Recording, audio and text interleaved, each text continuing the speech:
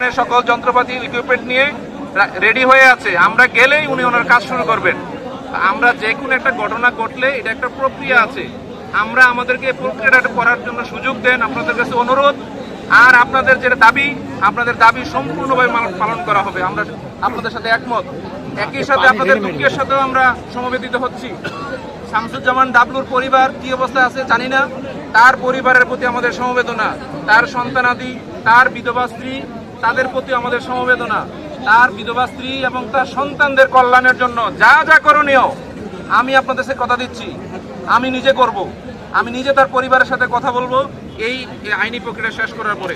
আপনারা সবাই অনাকাঙ্ক্ষিত ঘটনার জন্য আজকে আমরা এই আইনের আওতায় নিয়ে আসা হবে এবং বিচার ব্যবস্থা করার জন্য চুয়াডাঙ্গা জেলার রিটার্নিং অফিসার এবং জেলা প্রশাসক সাহেব এবং পুলিশ সুপার সাহেব ওনারা ইতিমধ্যে আপনাদের মাঝে বক্তব্য দিয়েছে, আপনাদের মাঝে প্রতিশ্রুতি দিয়েছে। শুধু প্রতিশ্রুতি নাই, আমার চুয়াডাঙ্গা জেলা বিএনপির সভাপতি এবং সাধারণ সম্পাদক আমরা দুইজন সার্বক্ষণিক ওনাদের সাথে থাকবো যতক্ষণ পর্যন্ত পোস্টমর্টমের রিপোর্ট না হবে, ততক্ষণ পর্যন্ত পোস্টমর্টম যতক্ষণ পর্যন্ত শেষ না হবে। এখানে যাতে কোনো ছলচাতুরি, কোনো নাটক যাতে সৃষ্টি না হয়, আমরা দুইজন জেলা বিএনপির সভাপতি এবং সাধারণ সম্পাদক দায়িত্ব নিয়ে ওনাদের সাথে থেকে পোস্টমর্টম পর্যন্ত আমরা সাথে থেকে আমরা লাশ এখানে নিয়ে আসব। আপনারা সবাই শান্তভাবে অবস্থান করবেন। যদি যার যেই হোক তার বিরুদ্ধে অভিযোগ থাকলে আমরা লিখিত দিব। এখানে বলে হবে না, লিখিত দিব। স্পেসিফিক অভিযোগ থাকলে দিব।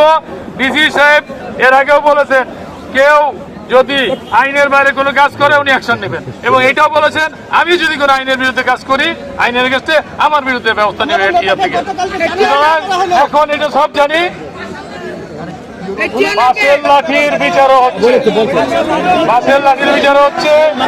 এই জায়গাটা ডিসি সাহেব, এসপি সাহেব যাবে, ডেড বডি বুঝে নিয়ে বেরিয়ে যাবে। বাসের লাঠি নিয়ে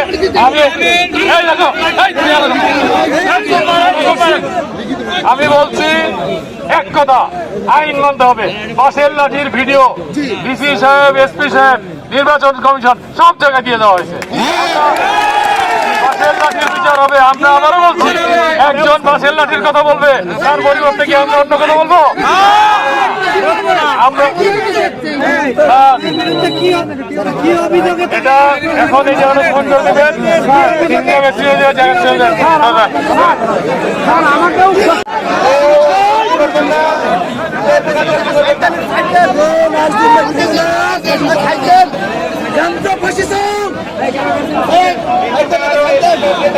ফাঁসি চাই, ফাঁসি চাই।